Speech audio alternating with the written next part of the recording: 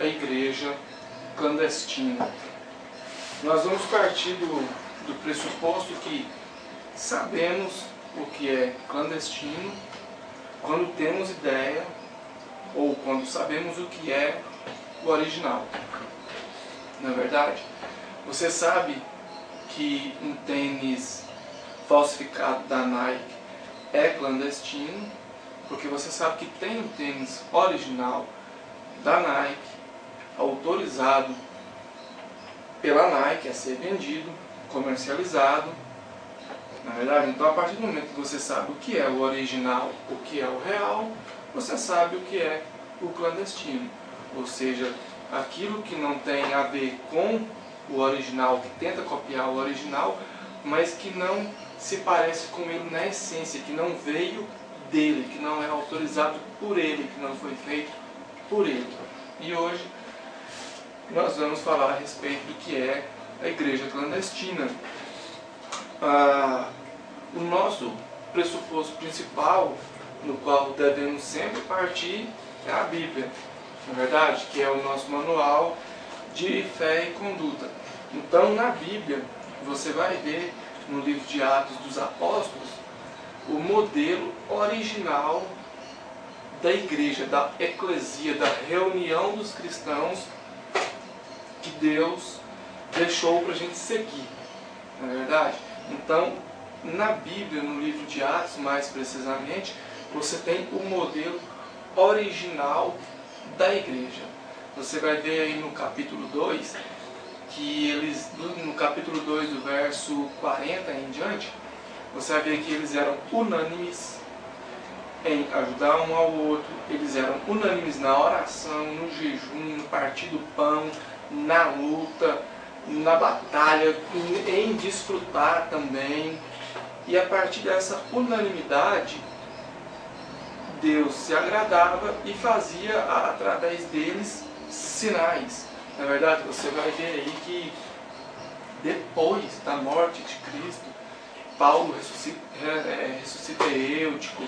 Você vai ver que Pedro ressuscita aquela jovem, né, que tinha falecido. Então você vai ver aí uma série de sinais. Mas antes desses sinais, você vai ver uma unanimidade em um ajudar o outro, em oração, uma unanimidade em jejum, uma unanimidade no partir do pão, não é? Então esse é o modelo original de congregação, de eclesia, reunião dos cristãos que temos na Bíblia. Então, partindo do pressuposto que esse é o original, então nós temos aí que a igreja clandestina é tudo aquilo que não tem nada a ver com esse original. Se aonde você congrega, as pessoas ainda nos dias de hoje confundem congregar com frequentar, saiu do original. Se aonde você congrega tem mais fofoca do que a ajuda mútua, então saiu do original.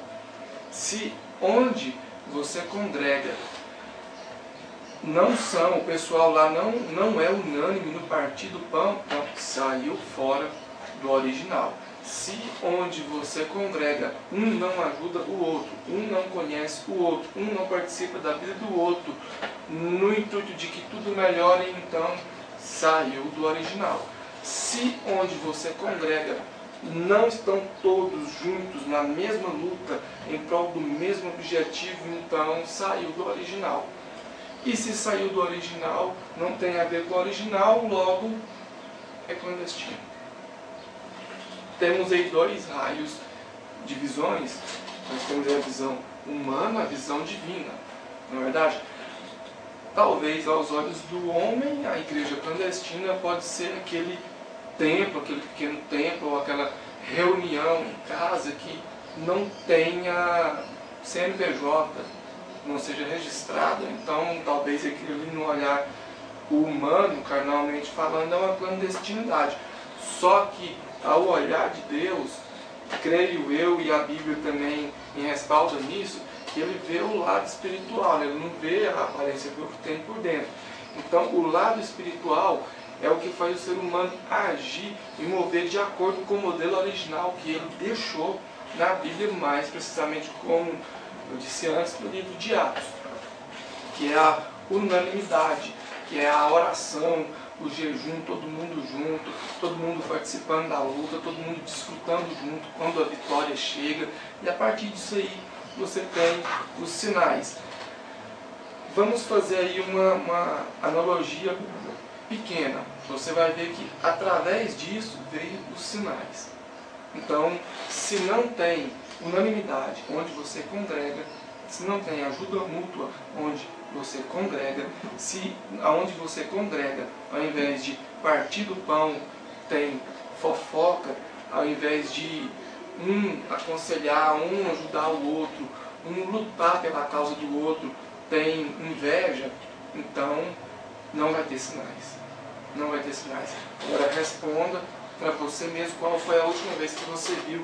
Não estou dizendo que os sinais sejam só físicos exteriores, mas responda para você mesmo qual foi a última vez que você viu um sinal, tal como Paulo ressuscitando o Eutico. Qual foi a última vez, se é que teve alguma vez, que você viu aí um desses, entre aspas, líderes espirituais ressuscitando alguém, curando um cego que não fosse um ator? Tem muito tempo ou você nunca viu?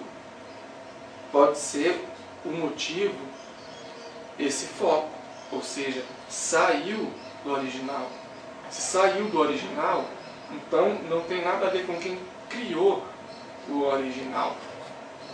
Na verdade, você vai ver no Velho Testamento que o pessoal estava construindo a Torre de Babel, na verdade. Então eles estavam construindo a Torre de Babel, a torre estava alta já, Deus viu a ambição, a pretensão, a arrogância, a falta de fé, a falta do cumprimento.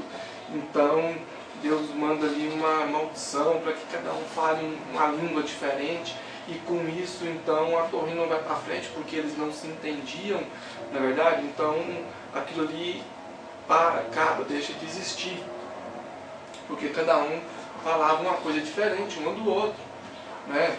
Então hoje nós temos uma Torre de Babel que está sendo construída a partir de tijolos chamados denominações religiosas.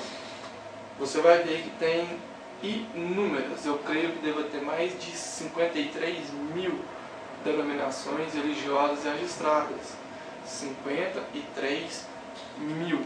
E nenhuma fala a mesma coisa da outra. Ou seja, é uma analogia literal do que seria a Torre de Babel nos dias de hoje. Cada um falando uma coisa, cada um falando uma coisa, e essa Torre de Babel torna-se o sistema religioso. O sistema religioso é essa Torre de Babel, construída por pequenos tijolos chamados de denominações, onde cada um fala uma coisa, ou seja, é o contrário do modelo original deixado por Deus no livro de Atos, onde todos eram unânimes. Você vai ver que em 1 Coríntios capítulo 1, versículo 10, Paulo diz que os cristãos devem ter em comum, né, o achar, o parecer, o decidir, e a gente vê que infelizmente isso não ocorre nos dias de hoje. Talvez seja por isso que Deus diz que religião é visitar o órfão e a viúva os órfãos e as viúvas em suas tribulações, e não se corromper com as maledicências do mundo. E nisso aí temos mais ou menos aí o modelo no qual devemos seguir hoje. Às vezes a gente coloca alguma coisa para ajudar, por exemplo, hoje nós temos aí vários meios de comunicação e tal, só que se a gente usar esses meios de comunicação de modo que eles façam o sentido original da nossa congregação, o sentido, a essência da nossa congregação, fugir do que está na Bíblia, do que está no original deixado por Deus, então vai ser clandestino do mesmo jeito. Esse é o nosso vídeo de hoje, nessa segunda etapa aí do Evangelho Underground, e nós falamos aí a respeito da igreja clandestina, não é verdade? Você pôde ver aí que a igreja clandestina é aquilo que sai do original deixado por Deus, né? A congregação E os mandamentos ali, os 4 mandamentos, amar a Deus acima de todas as coisas, o próximo como a ti mesmo, ser batizado e evangelizar, tem que estar inserido dentro dessa congregação, junto com a unanimidade e sem sistema religioso. Porque gerou sistema, saiu fora do original. Porque a palavra diz que Cristo te libertou para que você seja de fato, verdadeiramente liberto. A pergunta que eu tenho a fazer, se alguém porventura não tiver gostado do vídeo, é aquela que você já conhece, que se encontra em Gálatas 4, versículo 16, que diz: porventura fiz-me seu inimigo por dizer a verdade? E esse é o nosso Evangelho Underground. Amém. Tudo de bom para você.